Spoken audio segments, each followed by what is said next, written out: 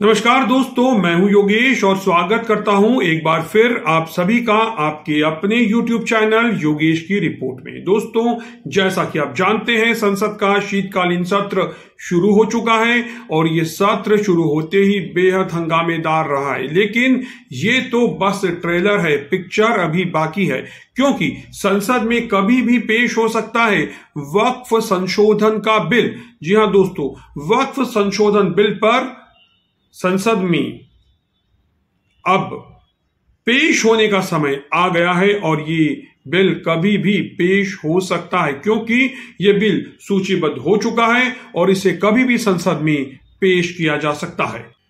दोस्तों, संसद का शीतकालीन सत्र 25 नवंबर से शुरू हो चुका है और ये सत्र 20 दिसंबर तक चलेगा। संसद सत्र में मोदी सरकार वक्फ संशोधन बिल और एक राष्ट्र एक चुनाव विधेयक पेश कर सकती है। दो बिल, एक है वक्फ संशोधन बिल और दूसरा एक राष्ट्र एक चुनाव बिल। ये दोनों ही बिल इस सत्र में, शीतकालीन सत्र में कभी भी पेश किए जा सकते हैं। इस बीच वक्फ संशोधन बिल 2024 को लेकर AIUDF के प्रमुख बदरुद्दीन अजमल ने कहा है कि यह विधेयक संसद में सूचीबद्ध हो चुका है और इसे किसी भी दिन पेश किया जा सकता है। बदरुद्दीन अजमल ने कहा कि 25 नवंबर को संयुक्त संसदीय समिति यानी JPC के विपक्षी सदस्यों ने लोकसभा अध्यक्ष से मुलाकात की और अनुरोध किया कि इस बिल को जल्दबाजी में न लाया जाए।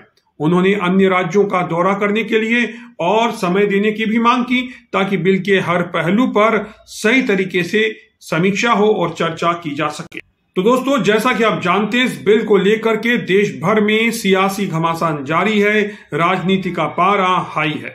दरअसल विपक्षी सदस्यों का कहना है कि वक्फ संशोधन बिल के प्रावधानों का बिंदुवार और गहराई से अध्ययन करना जरूरी है, जिससे संबंधित समुदाय के विचारों को सही तरीके से शामिल किया जा सके।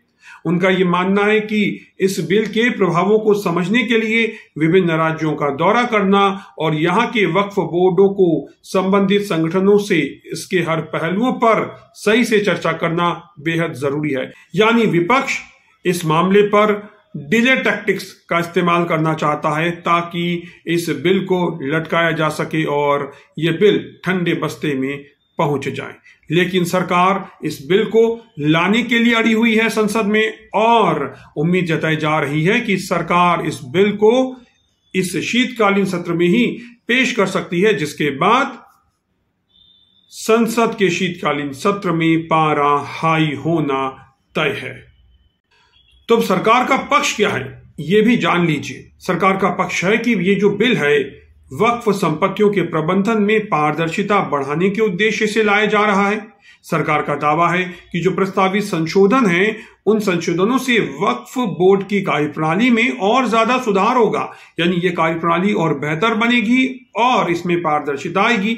वक्फ की संपत्तियों के दुरुपयोग होने से रोका जा सकेगा।